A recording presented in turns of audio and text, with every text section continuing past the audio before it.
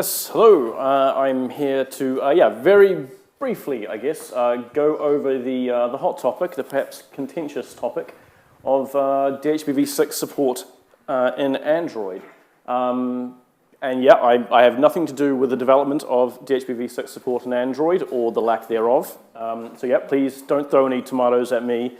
Save them for later, but do kind of keep this in mind. This is starting a talking point for as we kind of segue into the evening and the social activities. I'm sure you can probably use it as a talking point then. Very briefly, a quick recap on, I guess, the types or the methods that hosts can use to acquire and address themselves. Probably a lot of people in this room already know this, but for posterity, we have Slack, stateless address auto-configuration. It's kind of baked into v6, it's mandatory, and it can only use /64 or requires /64 size prefixes. The key thing is that the end hosts themselves, they decide the interface ID and therefore what the actual IP address that they use to configure themselves for, and they can also decide how many of those IP addresses they want to configure themselves. On the other side, we have stateful DHCPv6. This is where the server instructs or decides and instructs the client what IP addresses it can use.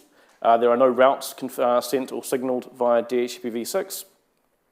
And within stateful DHCPv6, there's two main types of lease types or IAs.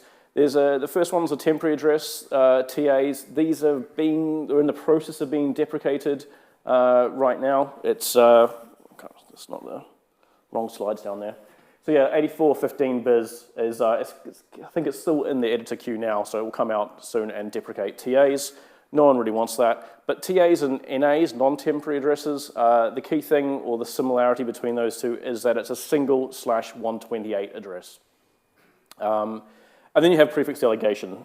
Prefix delegation is where it can assign a prefix length of any size down to a host. So the problem that has caused a lot of this controversy is, I guess, why do people want, or what's the problem?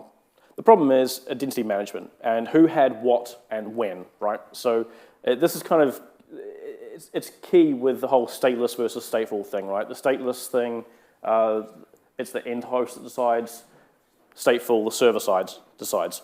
So it's a problem for a lot of enterprises, I guess, university campus networks, public Wi-Fi, those types of networks that they need to know what IP address a particular host is using at that moment.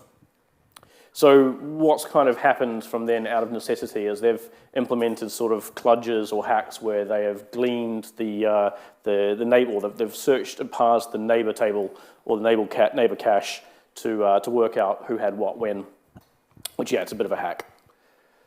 The history behind it, so this is like 13 years ago. There's this very infamous bug report or feature request ticket that got raised into Android, saying, hey, why does Android not have a stateful DHCP? We need this for our networks, otherwise we can't deploy IPv6. Perhaps there's regulatory reasons or I guess, other commercial reasons why they may want to have that knowledge. This bug, as I said, it was like 13 years ago. Then came the drama, lots of posts, lots of responses. This is just a selection, went up to just nearly 500 responses to this ticket. People were very, they called out a single individual. They were very open with naming a particular person throughout all of these comments. And some of the comments are quite harsh, so they definitely didn't make the slides. And I guess I call this fake news because it's the idea that Android or Google or Android hated DHCPv6 it's not true. They were very open from the start. He was also very communicative around the reason why, and the reason why was that they were against individual single IPv6 addresses for hosts. That's not the IPv6 way. IPv6 is plentiful. Hosts should decide how many they want. So just evidence to the contrary, July 2016, Lorenzo, co-author of this document, which specifically says, use DHCPv6-PD to do this. This is how you solve this problem. So nearly 10 years ago, evidence to the contrary. So the solution now, as you've heard a couple of times already this afternoon, today, Android from 11 upwards now supports DHCPv6-PD. It doesn't support NA, like we mentioned before, and again, I'm sure that'll be a talking point this evening.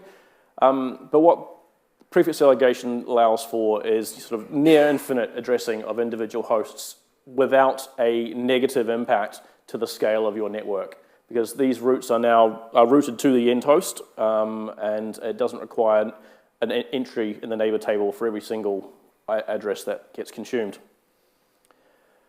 So yeah, great for things like containers or tethering in the mobile world, and I'm sure there's plenty of other use cases that will benefit from this. Now the caveats for this, Android will only ask for a PD if it receives an RA including the P flag. Now the P flag is a relatively new definition standard in RFC 9762. So it's still, you're probably still going to find support catching up after a while for this P flag. The other way that it will ask for a PD is if it receives no RAs with a prefix information option at all, or with a PAO without the A flag. So basically with Slack disabled. So if Slack is completely disabled on the network, after about, I think it's 5 seconds of receiving or learning a default route, it will then spin up and ask for a PD. There is another caveat, and Android will not, and I think this is fair, accept a PD lease for prefixes any longer than 64. Again, as mentioned, Slack requires /64, so that's a very good reason. It needs to be at least one of those 64s. Following on from that, they're also going to support, not yet, I'm not sure exactly when, but Android will start supporting 9686. This is where the end host can inform or use DHCPv6 to inform a DHCPv6 server that it has, for whatever reason, it could be manually, statically configured, it could have chosen it via Slack, whatever method it's chosen itself an IP address, it can tell that to the server via DHCPv6. Yeah, sorry, I don't actually know exactly when that's coming, but I've been told it is coming. That's a very quick round review of what's going on. I have been asked, you've already heard about this draft already today, a couple of times, I believe, the intro at the very least, and Nick's review of V6 Ops. This draft is, I think Nick mentioned, it's very, very close to, it's not quite in the working group last call just yet, so there is still time to tweak it and adjust it and add some feedback or comments to it. So I have, Jen has asked me to reach out to all of you guys who operate V6 mostly networks. Please jump on the list or go and read this draft, review it. If you've got any comments, jump on the V6 Ops working group list, add them to there. The document, it's got things like recommendations on how you communicate the NAT64 prefix, things like fragmentation, bad, how you deal with UDP for datagrams of zero checksum, which are illegal in V6. Yeah, and a bunch of other things. So I wasn't planning to go through the whole lot. Sorry, Veronica, I know you mentioned you promised I would. Wasn't going to go through it, but yeah, please do go through it yourselves offline and submit any feedback to the working group. And that's all I wanted to talk about now. I probably can't answer too many questions around the internals of Android, but yeah.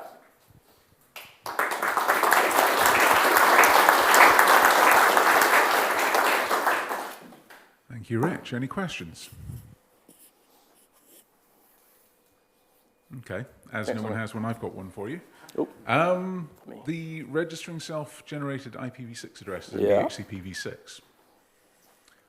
Is the suggestion that that's going to be an optional thing that devices can do, or are they going to be forced to do it? So, I mean, in any way, you're kind of trusting a client, or you're trusting the end device, right? So even if you were to say force them to do it, you're still kind of trusting them to do it and give the right result.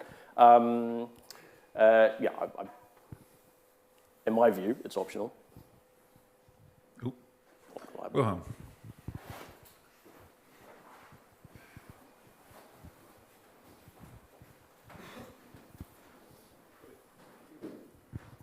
Hi, my name is Wilhelm. I'm from Berlin, doing a lot of IPv6 consulting. And if we speak with our customers, they think this is one of the most important RFCs that have come out in the last time.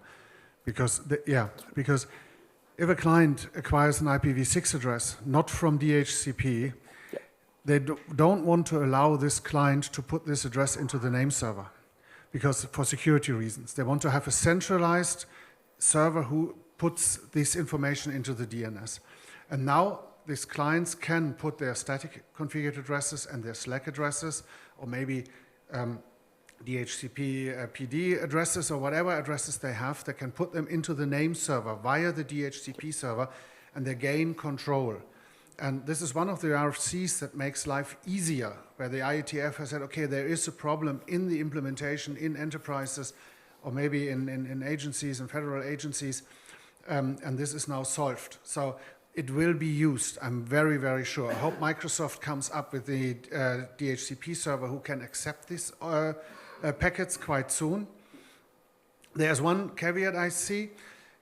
I recommend it to my clients if they have static configuration in a network segment, like in a server segment in a data center, that they turn off router advertisements altogether, because you configure everything manually on the servers.